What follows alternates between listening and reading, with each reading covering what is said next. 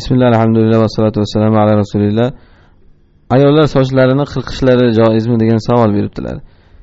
Bizdagi ba'zi mutaassiflar, ba'zi ilmni da'vo qilgan johillar ayollar sochini qirqishligi haqida so'ralganda buni go'yoki katta bir munkar ish sanab, go'yoki buni musulmon ayollar qilmaydi degandek, go'yoki bu faqatgina bir buzuq ayollarning ishi, sochini qirqishlik sog'lom, pokiza ayollarning ishi emas degandek qilib, sochini qirqqan ayollarni go'yoki buzuq ayolga chiqarib, shunaqa qilib insonlarni qo'rqitib, shunaqa qilib insonlarni urushib berib, shunaqa qilib insonlarni bir dinni noto'g'ri suratda insonlarga talqin qilayotgan odamlar. Mana shu odamlar fatvo beryapti ekanki, ayollar shunaqa qilib sochlarini qirqishlari mumkin emas deb, go'yoki buni bir kabira gunohdek qarayapti ekan. Holbuki sochlarini yozib hammaga ko'z-ko'z qilib yurgan ayollarni birov bir gapirgisi kelmaydi.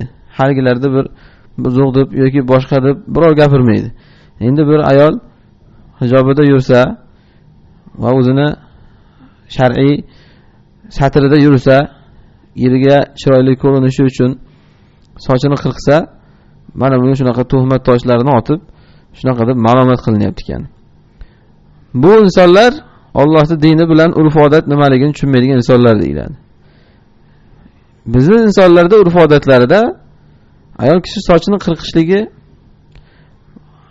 yaqin zamonlargacha haqiqatan ham bir suyuq bir ayollarni, buzuq bir ayollarni ishi deb kelinardi. Insonlarda shunaqa tushuncha bor edi. Go'yoki bir musulmon ayollar, iffatli ayollar sochini qirqmaydi degan tushuncha bor edi. Bu hech qanday yomon tushuncha emas. Ya'ni haqiqatda shunday deb o'ylasalar, ya'ni sochini qirqmasa yaxshi musulmon ayollar deb o'ylasalar, bu yomonligi yo'q. Lekin qirqqan ayolni hammasini shunaqangi gumon bilan qaralishligi bu mutlaqo dinga ham to'g'ri kelmaydigan narsa, odamlarning bir voqeligiga ham to'g'ri kelmaydigan narsa. Shariatda hech qayerda chunki ayol kishi sochini qirqmasin degan joyi yo'q. Al-aslu fil a'raf al-ibaha. Al-aslu fil urf annahu mubah. Ya'ni shariatda qoida bor. Urf odatlarda aslisi mubohligi deyiladi, modomiki shariat shuni kelib man qilmaguncha. Mana bu ayollar soch qirqishligi, qirqmasligi masalasi ham urf-odat bu. Ya'ni ba'zi urflarda odamlar qirqmasa va soch qirqqan ayolga shunaqangi yomon nazar bilan qarashsa, qirqmasin o'sha yerdagi ayollar. Toki odamlarga yomon gumoniga sababchi bo'lib qolmasin. Musulmon inson, musulmon ayol odamlar unga nisbatan yomon gumonda bo'lishligiga sababchi bo'lib qolmaslik kerak. Ya'ni ba'zilarda noto'g'ri tushuncha borda, men qilaveraman, nima desa o'ziga deydi. Unaqa emas. Musulmon inson birovni jarga tark etmaydi, nima desa o'ziga deb. Mana payg'ambarimiz sollallohu alayhi vasallam masjidda Sofiya onamiz bilan turganlarida ikki sahobiy o'tib qoladi. Kechasi qorong'ida haligilar Rasulullohning bir ayol bilan turganini ko'rib, bezovta qilmaylik deb tezlab yurib ketishadi. Shunda Rasululloh to'xtanglar deydi. Bu xotin Sofiya deydilar. Haligi sahobiy subhanalloh ya Rasululloh deyishadi. Ya'ni sizga bir unaqa yomon gumon qilganimiz yo'q, subhanalloh deyishadi. Shunda Rasululloh aytadilarki, men qo'rqdimki shayton bu qalblaringga biror shak shubha tashamasin dedilar. Ya'ni shu bir yarim kechasi bir ayol bilan o'tirgan ekan degan gumonni qilib qo'ymanglar deb shuning uchun ogohlantirib qo'yibman, bu xotinim deydilar. Ya'ni birov unga nisbatan yomon gumon qilmasligiga harakatda bo'lganlar mana.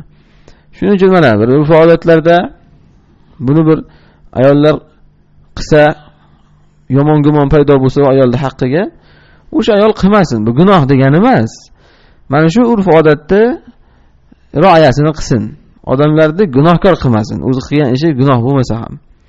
Odamlarning urf-odatini rioyasini qilsin. Chunki shariatda buni qirq degan joyi ham yo'q, qirqma degan joyi ham yo'q. Asli muboh ish bu yani. Hech kim kelib, lekin endi bu urf-odatga suyanib olib, u ayolni harom ish qilgan, bu ayolni unaqa qilgan degan fatvolarni ham bermasin. Urf-odatni shariatga aralashtirmasin. Endi agar bir urf-odatlarda bu hech qanaqangi yomonlik sanalmasa, Masalan, haqiqatda hozirgi kunda bu insonlar ichida bir ayol o'zini eriga shunaqa qilib sochini qirqib ziynatlanishligi bu yomon narsa sanalmaydi. Shunaqa holatlarda ayol kishi u yerga sochini qirqib ziynatlansa bo'laveradi. Bunda hech qanday zarracha yomonlik joyi yo'q inshaalloh. Faqat buni shartlari bor. Shartlardan biri shuki, erkaklarga o'xshab qoladigan darajada qirqmaslik kerak. Ya'ni ba'zi ayollar shunday qirqadiki, endi masalan bu kofir ayollarda bo'ladi, shu erkakdan farqi qolmay qoladi sochini. Ana unaqa qilinsa, albatta bu harom, chunki Rasululloh sollallohu alayhi vasallam o'zlarini erkaklarga o'xshaydigan ayollarni la'natlaganlar. Va yana bir harom suratlaridan biri kofirlarni turmagiga o'xshatib qirqmaslik.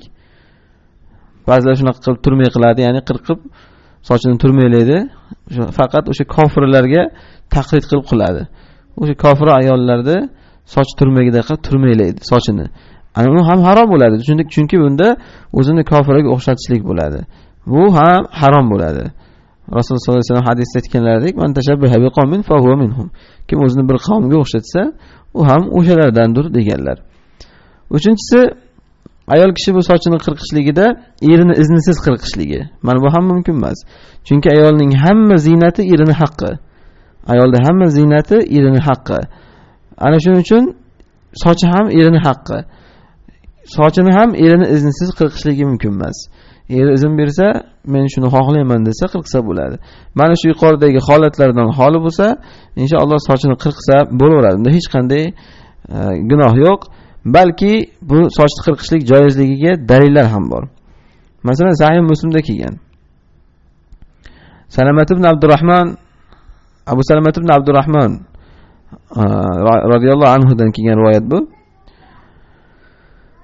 Anna nisa an-nabiy sallallohu alayhi vasallam ba'da mavtihi kunna yaqsusna ru'usahunna hatta takun kal wafra deyishgan. Aytganlarki, payg'ambarimiz sallallohu alayhi vasallamning ayollari Rasulullohning vafotidan keyin sochlarini qirqib yurishardi. Sochlarini qirqib yurishardi, hattoki vafro bo'lardi degan. Mana Rasulullohning ayollari hozir Rasululloh vafotidan keyin sochlarini qirqib yurishgan. Vafro degani bu qulog'igacha tushadigan yoki yelkagacha tushadigan soch. Ana shuni nima deyiladi? Vafro deyiladi arab tilida. Mana payg'ambarimizning ayollari shunaqa qilib sochini qirqib yurardi, deyapti. Yelkagacha yoki qulog'igacha tushadigan qilib qirqib yurishardi.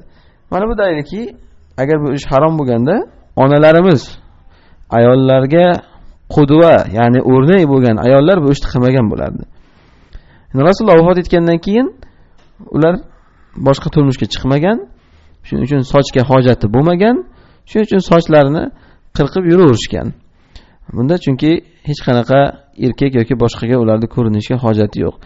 Balki aksincha ular g'usl qilsa, mana bu ularga nihoyatda haraj paydo bo'lishligi mumkin. Ayollar sochi uzun bo'lsa, har g'usl qilganda o'sha sochni yuvadi, quritadi, keyin boshi shamollaydi va hokazo. Mana shunaqa holatlar bo'lsa, va er ham shuni oldini olib, o'zi shunchaki era menga yoqadi ham desa, sochini qirq desa, sochini qirqsa bo'laveradi inshaalloh. Lekin shuni ham unutmaslik kerakki, asl ayolning xilqatida baribir soch uzun bo'lishligi. Bu asl xilqat, ya'ni ayolning xilqatida Alloh shuning uchun sochini uzun qilib yaratgan.